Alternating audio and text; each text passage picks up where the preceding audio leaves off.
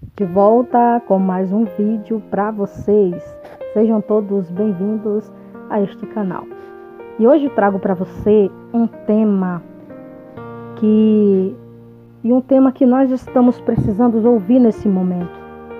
É um tema que muitas pessoas elas estão precisando de uma palavra, elas estão precisando de um refrigério.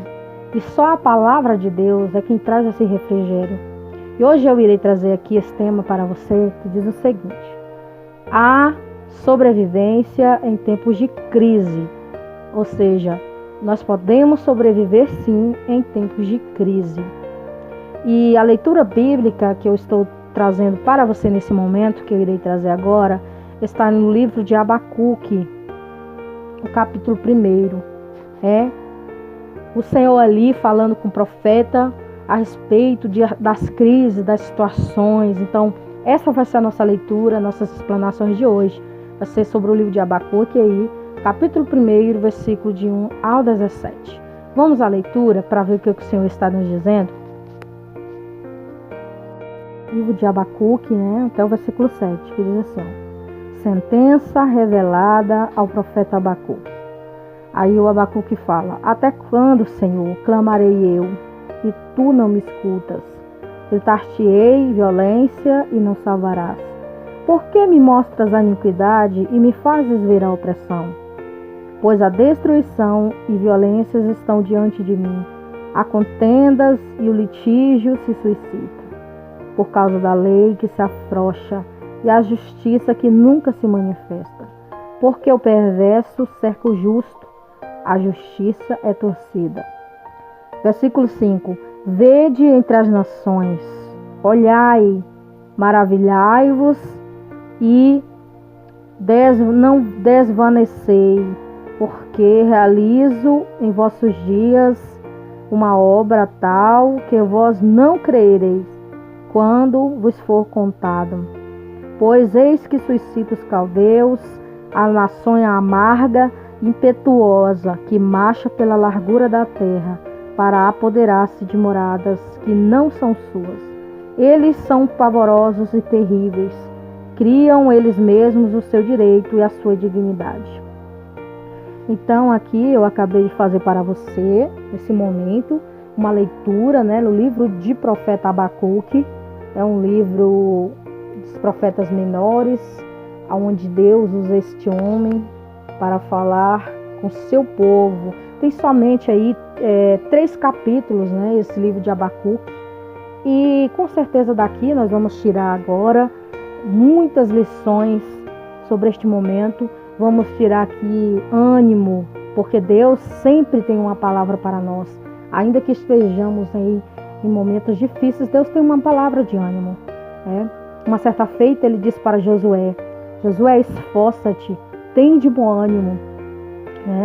Então ele diz para nós também, ele diz para você: esforça-te e tem de bom ânimo. Você tem que ter bom ânimo nessa luta, você tem que ter bom ânimo nessa prova, você tem que ter bom ânimo nesse momento que você está passando. E ele também diz no livro de João, o João capítulo 16, versículo 33, no mundo vocês terão aflições, mas tende bom ânimo. Eu venci o mundo, vós vencerão também. Então, se Jesus está nos dizendo que é para nós termos bom ânimo, é para nós termos bom ânimo. Ainda que venha a tristeza, ainda que venha a desesperança, mas nós temos que ter um ânimo, porque sem ânimo acaba tudo. É o ânimo que te dá força para seguir em frente. É o ânimo que te faz te levantar todo dia, de que algo bom vai acontecer, mesmo que não aconteça. Mas você tem que ter isso na sua cabeça, que amanhã pode ser melhor do que hoje. Então você tem que treinar isso, mesmo que está tudo nublado, mesmo que está tudo escuro, mas você tem que lembrar que pode ter uma luz no fim do túnel, e aquela luz é quem vai te dar uma direção, vai te guiar aonde Deus realmente quer para você. Então nosso tema será sobrevivendo em tempos de crise. Por crise, desde que o homem foi contaminado pelo pecado. A crise espiritual é a raiz de todas as crises que assolam o mundo. Crises financeiras, há crises políticas, militares, sociais, culturais. de modo que afetam o homem em vários âmbitos de sua vida, né?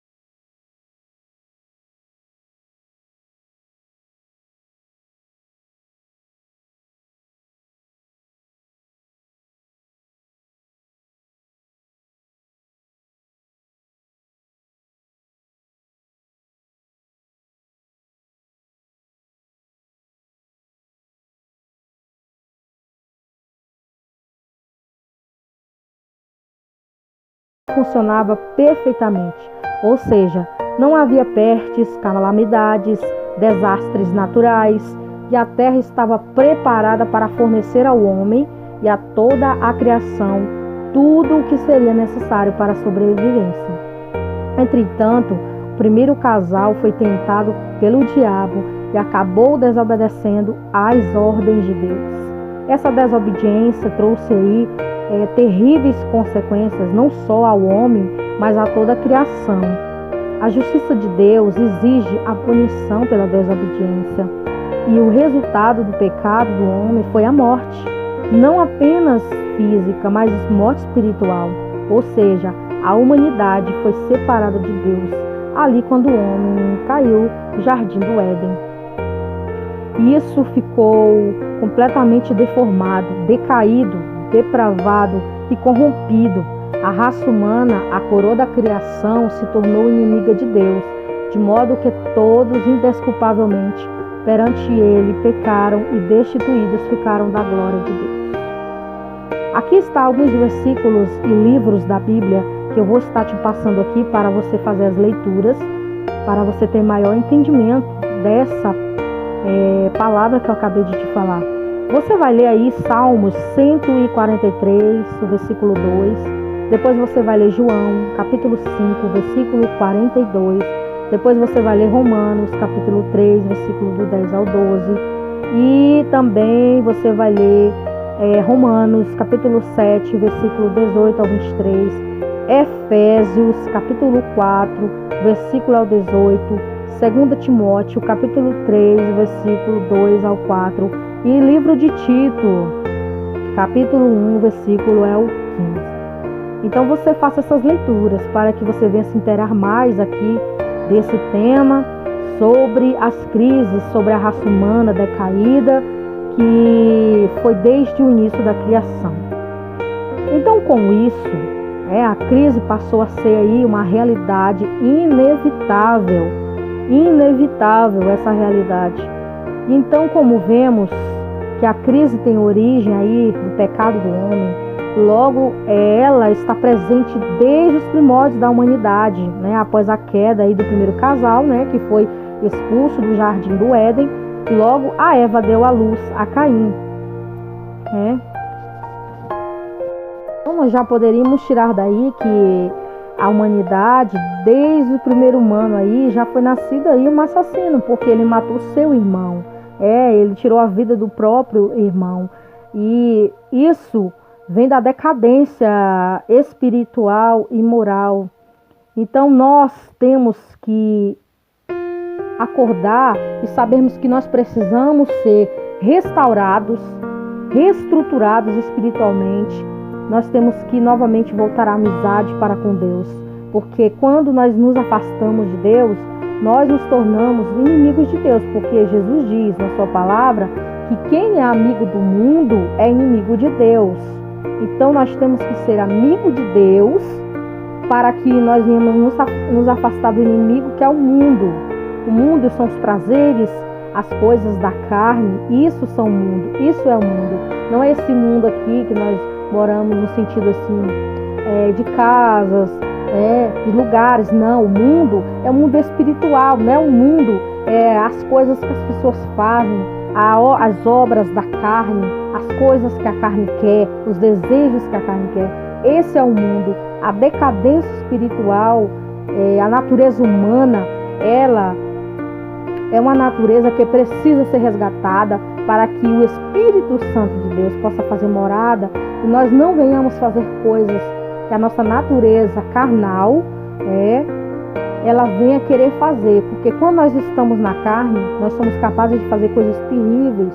Então Deus é preciso que você e eu, nós venhamos e voltamos para o Senhor, para que Ele venha realmente mudar a nossa mente e colocar a mente de Cristo em nós, para que nós venhamos, em meio à crise e à dificuldade, venhamos ter ânimo e venhamos ter paz nele.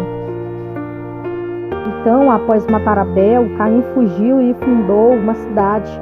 A sua descendência foi tão perversa quanto ele, conforme podemos perceber na pessoa do impetuoso Lameque, que em Gênesis há 6 a humanidade descrita num estado totalmente deplorável.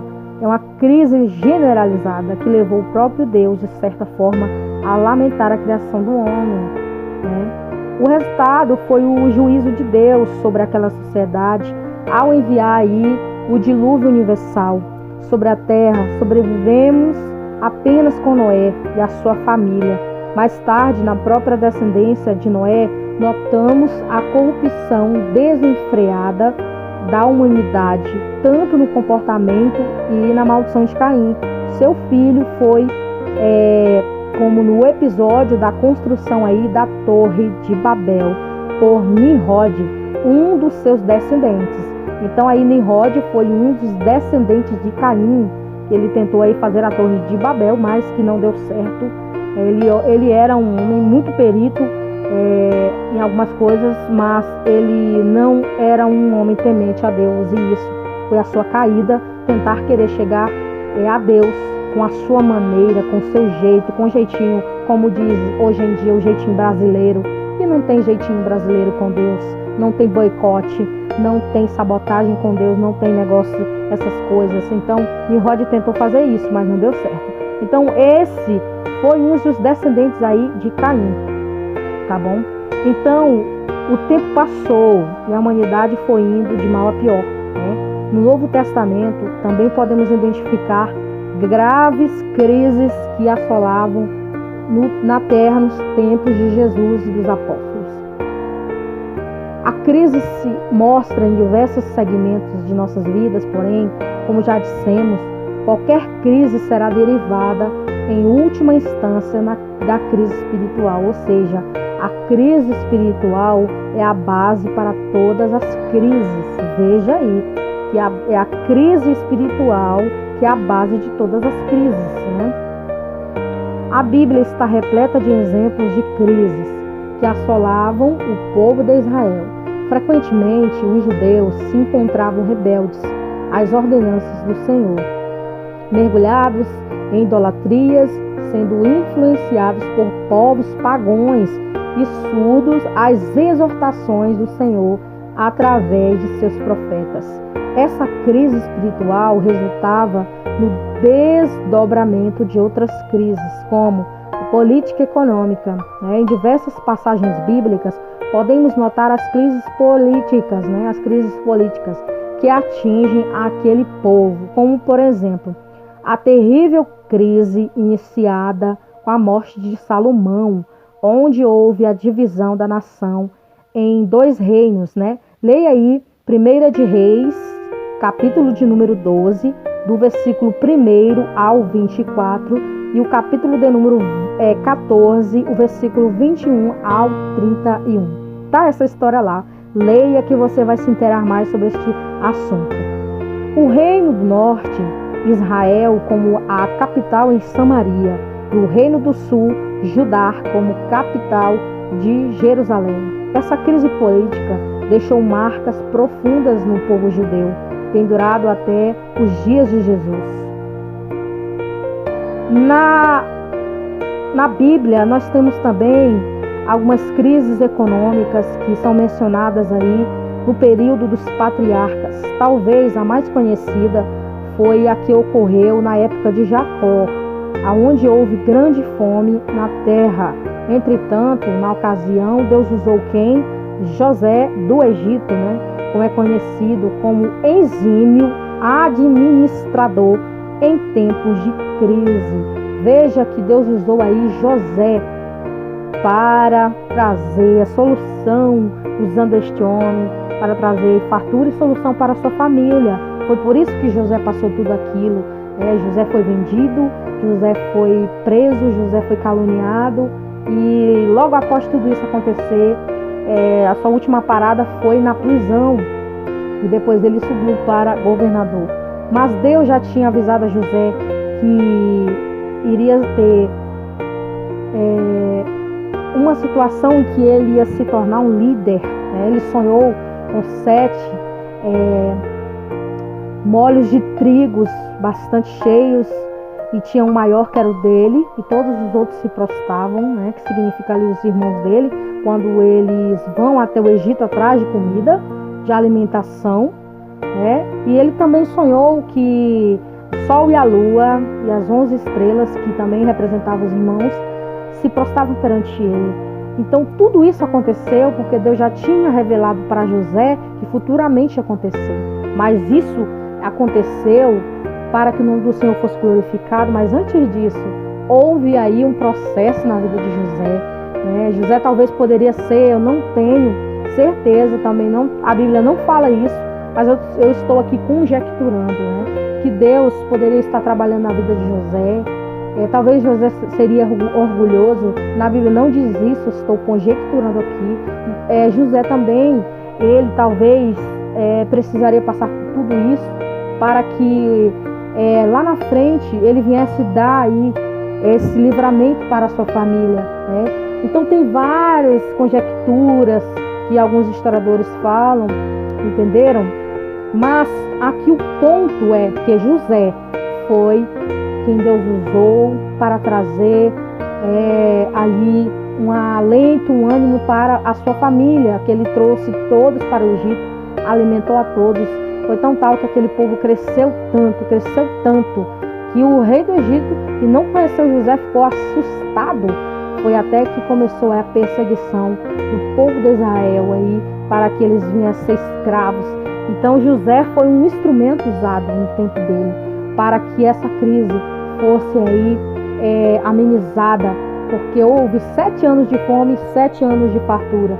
E os 7 anos de fartura ele foi um exímio administrador no seu tempo, colocando aí vários galpões de comidas, foram ali guardadas para aquele momento.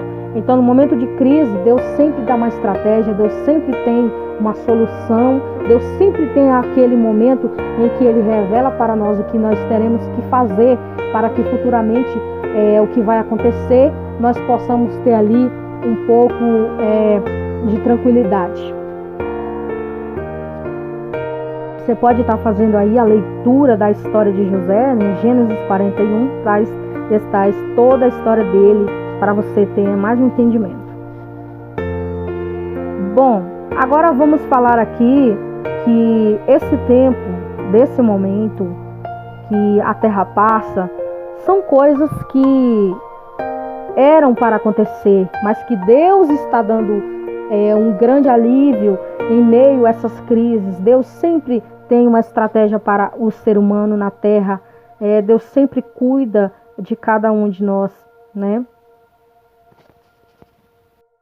A palavra de Deus, ela é extraordinária. A palavra de Deus, ela afirma claramente que esse mundo é um lugar de sofrimento. e que aqui padecemos tristeza sim, aflições sim, né? Quem um diga que não, sim, padecemos tudo isso, mas chegará o fim ali da nova terra e o novo céu, quando reinaremos eternamente com Deus, né? Em tempos de crise, nós devemos aprender aí com um exemplo aí do profeta Abacuque, que foi o que eu li aí a história ali no início, né? Fiz a leitura para vocês, que viveu um período muito difícil da história do povo judeu. Judá seria esmagada pelo avanço babilônico. Leia Abacuque, capítulo 1, versículo 6. Havia ali uma crise política, né, com um rei perverso reinando sobre o povo, crise econômica e principalmente espiritual. A glória de Deus estava sendo desprezada por aquele povo incrédulo e rebelde que perdia cada dia a sua identidade com o povo e a aliança que tinha com Deus. Em meio aos profundos questionamentos e súplicas do profeta, se refletiam toda a sua tristeza e aflição, e é notória e a percepção que Abacuque tinha da grandeza de Deus. Ele sabia e servia a Deus, um soberano em todas as coisas, que qualquer crise, por pior que fosse, não estaria fora do controle de Deus. Os versículos mais conhecidos da Bíblia, Abacuque nos ensinou um segredo, a sobrevivência em tempos difíceis, que está aí localizada em Abacuque, capítulo 3, versículo 17 ao 18. Para mim, estes versículos desse livro de Abacuque, que são apenas 3 capítulos, para mim é um dos mais lindos da Bíblia. Tem vários outros que são lindos, mas esse versículo aqui é uma grande injeção de ânimo para mim e para você aí que está ouvindo, que diz o seguinte, olha o que diz, como lindo este versículo é. Porque ainda que a figueira não floresça, nem haja fruto na vide, ainda que decepcione o produto da oliveira e os campos não produzam mantimento, ainda que as ovelhas da malhada sejam arrebatadas e dos currais não haja gado, todavia eu me alegrarei no Senhor e exultarei no Deus da minha salvação. Então, meus amados, essa palavra de hoje para nós veio no momento certo, veio na hora certa. Deus sempre tem uma sobrevivência para o seu povo em meio à crise, mesmo que esteja tudo dando errado. Como diz aqui esse versículo, mesmo que não haja fruto na figueira, que não haja fruto na vide, mesmo que os campos não produzem aí mantimento, mesmo que as ovelhas, sejam arrebatadas dos currais, que não haja gado, mas nós temos que nos alegrar no Senhor, no Deus da nossa salvação, porque é Ele quem provê todas as coisas. A sobrevivência vem. Quando o profeta Elias, agora veio em minha memória aqui, estava ali se escondendo, porque Deus o escondeu na verdade. Ele foi alimentado pelos corvos, os corvos levavam comida para ele em meio daquela crise, que não chovia, que estava tudo seco. E ele foi ali um instrumento usado por Deus para aquela viúva, fazendo ali aumentar o azeite dela, ajudá-la a sobreviver em tempo de crise, porque ela estava passando por uma situação difícil, ela estava passando uma situação crítica, só tinha ela e o filho. E ela disse, eu vou fazer aí um bolo para mim, para o meu filho, e depois a gente vai morrer, entendeu? Então, aí o profeta chegou e disse, olha, faz primeiro para mim, depois você faz para você. E ele falou para ela que ele estava ali porque Deus tinha enviado ele para aquele lugar. Deus disse para ele, olha, você vai ser alimentado por uma viúva. Deus avisou para ele, mas ele foi um canal de bênção para ela, porque através disso ela pode manter a sua vida, ela pode manter ali o seu filho por muito tempo, porque Deus multiplicou aquilo que ela tinha. E Deus está te falando hoje, para mim e para você, o que você tem na sua casa? Esse pouquinho mesmo, é isso aí mesmo que Deus quer usar. Então você tem que ter fé e acreditar que você não vai morrer amanhã nem depois com fome, porque Deus vai prover. A própria palavra do Senhor diz para nós que os passarinhos, os corvos, os animais do campo, é Ele que alimenta, é Ele que veste as relvas do campo. Então, por que nós vamos ficar preocupados com isso? Porque é Ele que cuida dos passarinhos, é Ele quem dá alimento, é Ele quem alimenta, né? Então nós temos que aprender com a palavra de Deus. A Bíblia Sagrada, a palavra do Senhor está aqui para nos ensinar, está aqui para nos dar aí um empurrãozinho e dizer, olha, não desiste, não, estamos passando por essa situação, estamos passando por essa crise sim, mas nós vamos vencer, porque está chegando o momento em que Deus irá fazer um milagre acontecer. Como diz, né, em Abacuque, no capítulo 1, versículo 5, que Deus está fazendo aí uma coisa nova, que Deus, Ele vai fazer uma coisa nova, e nós não vamos acreditar. Então nós temos que crer mesmo sem ver, nós temos que acreditar que Deus pode fazer milagre acontecer. Então, depois de tudo isso, depois de todos esses ensinamentos bíblicos, o que você pode esperar? Você tem que acreditar que em meio à crise, Deus pode trazer aí uma grande fartura, uma grande vitória para ti. Ele pode jorrar a água da rocha. Deus pode fazer existir aquilo que não existe, porque Ele tem esse poder. Quantos servos do Senhor, quantos servos de Deus já passaram por essas situações e Ele alimentou e Ele não deixou morrer, né? Sansão estava ali morrendo de sede ali, naquele lugar, não tinha água para ele beber. O que é que aconteceu? A rocha fulminou água e ele bebeu e ficou tranquilo, né? Elias também foi ali alimentado por aquela viúva. Então Deus sempre, né? O azeite da viúva que o profeta ali aumentou, né? Ele disse para ela que era para ela procurar vasilhas ali na vizinhança e multiplicou o azeite. Então nós temos que acreditar na palavra dos profetas. Jesus disse, a palavra do Senhor diz. Então, em meio a tudo isso que eu falei para você, em meio dessas crises, Deus sempre tem uma resposta para nós.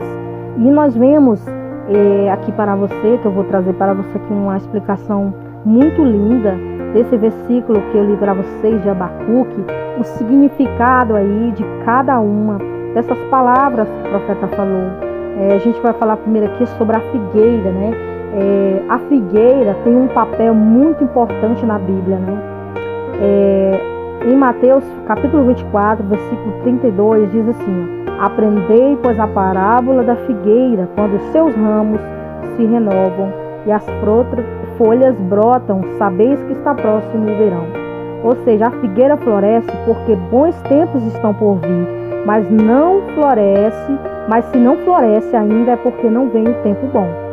Se a figueira não floresce nas nossas vidas, temos então que não há mais motivos para ter esperança, pois os nossos olhos levam sempre as informações mais importantes para o coração do ser humano. Não simplesmente mostrou que a sua confiança e esperança e dependência não está nas coisas nas coisas que seus olhos veem, mas sim no Senhor, que Ele diz ser o Deus da salvação. Em todo momento Ele mostra que a espera das mãos de Deus, a providência da sua vida, que quando espera, Ele louvaria e exultaria. Então o salmista aí dizia para nós e diz, Salmo 121, elevo os meus olhos para o monte, de onde virá o meu socorro? O meu socorro veio do Senhor, que fez os céus e a terra.